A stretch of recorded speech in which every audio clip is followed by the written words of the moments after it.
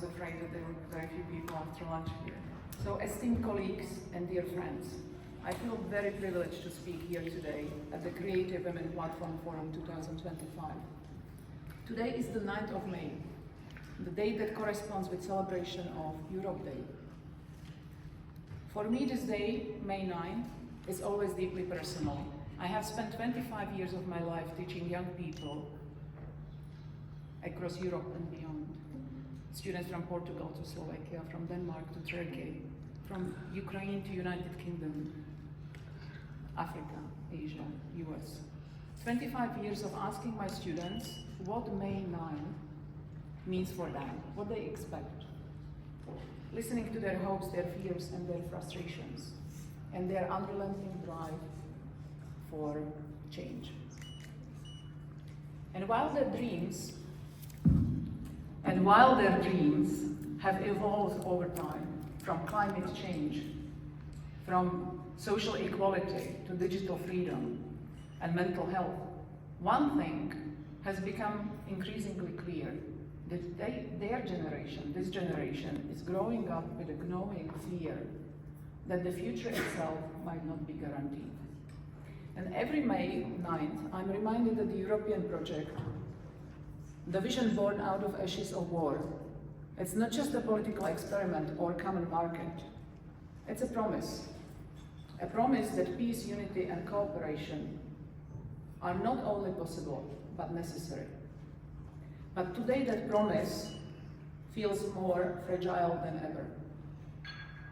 This year, as we mark the 75th anniversary of the Schuman Declaration, a vision that began with establishing European steel and coal community, I find myself thinking not only about the past, but about the present generation of 20-year-olds, the age group I've been privileged to teach for over 2 decades. In the early 2000s, when I asked my students what they fear most about the future, their answers were remarkably consistent. Climate change, injustice, inequality. In the past few years, their focus shifted toward digital rights, gender equality, and inclusion. But in 2025, after the pandemic, after the return of war to European soil, and after a shaking of global alliances, I hear also something new. Now when I ask, what do you worry about most? They say, borders, safety, conflicts, war. Not because they have stopped caring about the planet, no, they haven't. But because something more immediate has entered their horizon. They're asking a far more essential question. Will there even be a future for us to sustain? They speak to me not just about temperatures rising, but about rising tensions. Not just about forest burning, but borders hardening. They worry about the return of something many of us believe had been buried in the last century, the threat of war. Some of them had to flee the conflict, some of them had to flee the war, so they know very well what they fear. And it's haunting, it's heartbreaking, because all of them are right to be concerned. War has a cruel symmetry. It tends to devour those at the threshold of life. Wars do not just destroy buildings, we know that. They wipe out generations. During both world wars, the entire age group, those in their 20s, was swallowed by violence. It was not uncommon for entire cohorts of 20-year-olds to vanish from history. Not because they didn't matter, but because they never got to live long enough to make a mark. They never graduated, they never became doctors, they never became parents, poets. Marriages were postponed or they were not celebrated. Lives were sacrificed before they truly began. They were simply erased. And yes, in our areas, 2 generations were lost to conflict. And when I look at my students today, I see they feel the chill of history breathing down their necks. They want to ask the question that they may not always dare to voice. Will we survive to shape the future? Or will we once again be shaped by forces beyond our control? The theme of this gathering, Getaway to a Sustainable Future, could not be more timely. It invites us to look forward with intention and with imagination, and it urges us, especially as women leaders, educators, artists, mothers, innovators, to ask what kind of a world we would build for the generations to come. We gather here today to imagine, to build, to protect the future, a sustainable future. But if I may suggest one small refinement, it's a future that is not only green, or digital, or technologically advanced. It's first and foremost human. The sustainable future is human. So when we speak of sustainability, let us be clear. It is not just about preserving glaciers or decarbonizing transport. It is about protecting human life. It is about ensuring that our young people, they live long enough to grow old. That they can plant trees not just for the beauty or biodiversity, but with the certainty they will be there to see them grow. This is why I believe we must slightly reframe sustainability, not only as an ecological or technological challenge, but as an ethical one. It is about the dignity of living without fear. It is about relationships between people, between nations.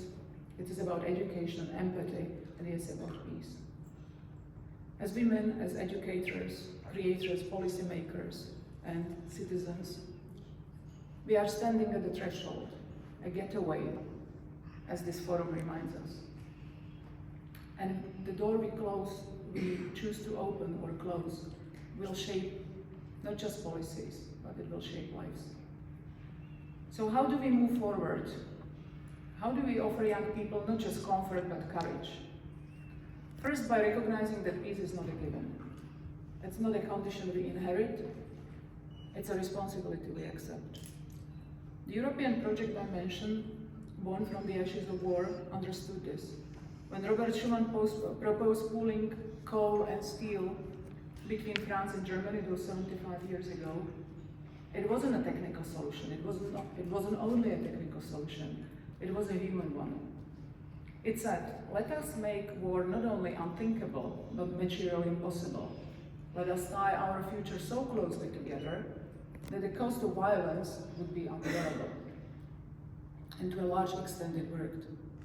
The times we live in today, in these areas, despite its many imperfections, are the most peaceful times these lands have ever known.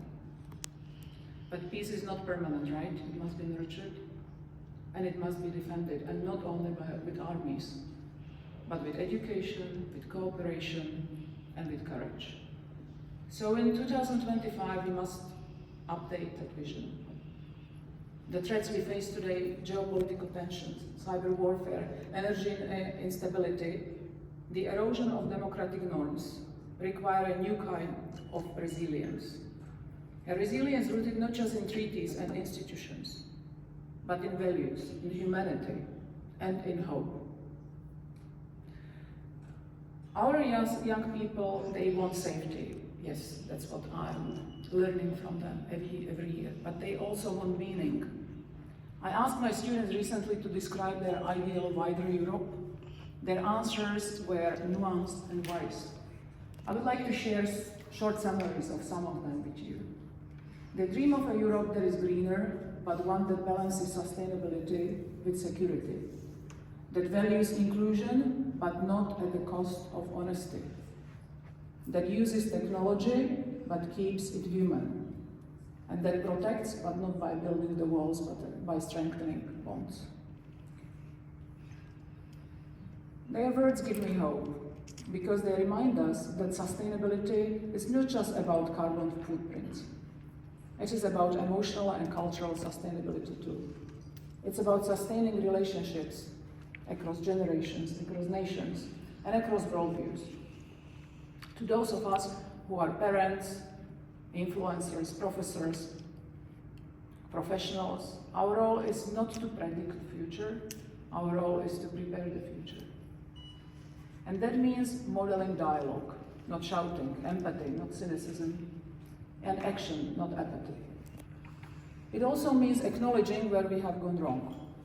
When democratic systems feel slow, when climate promises ring hollow, when integration leaves people behind. These are not reasons to give up. These are reasons to try again. Speaking here in London in this beautiful building, I'm especially mindful of the fact that our political paths have diverged. But I say this with full sincerity. I don't believe that Brexit has erased Europe from British hearts. Not has it removed from the UK from Europe's future. And that's why you might have been actually thinking why I was thinking and talking about Europe. When I speak about Europe, I very confidently speak to all of us. The United Kingdom may no longer be part of the European Union politically, but I deeply believe it remains part of the European conscience. Our histories, our cultures, our friendships, they don't vanish because of a treaty. They are alive in every student exchange. They are alive in every scientific collaboration, every moment we stand up against hatred. Geography doesn't change, nor does history, and in many ways neither does necessity. We need each other to trade, to learn, to innovate, to protect, and most importantly, to understand. The real getaway to a sustainable future is a willingness to talk across differences. A commitment to listening across borders. And the belief that cooperation is not weakness, it's a wisdom. As I have already mentioned, when I ask my students what they want their world to look like in 2025, their answers were not complicated. They want to feel safe. They want to be able to plan, to laugh, to work, to build. They want sustainability to mean more than solar panels. They want it to mean stability, hope, life in its fullest sense. They don't want to be the next lost generation, and they are right. They shouldn't have to be. The 20-year-olds of 1940 went to war. The 20-year-olds of today are watching their world crack under the strain of fear, fragmentation, and disinformation. And I'm saying this with their permission. I ask them to share this with you. I'm not here to argue politics. I'm here to argue for people. Let us therefore make the commitment that when we say sustainability, we mean more than metrics and models. We mean people. We mean a world in which creativity is not only allowed to exist, but encouraged to flourish, where women especially can shape the future not from the sidelines, but from the center. Let us remember that sustainability is not something governments can do alone. It is something each of us chooses every day, in how we speak to each other, how we collaborate across borders, and how we vote, how we raise our children. I end where I began. The sustainable future is human. It is built not only by treaties and declarations, but by educators and artists, scientists and mothers, students and leaders, who understand that the only legacy worth leaving is one in which people can live freely, safely, and with dignity. Let's make sustainability not just about the planet, but about people. And let's never forget, the future is not something we inherit, it's something we co-create. So let us not only imagine a better future, let us build it together. Thank you.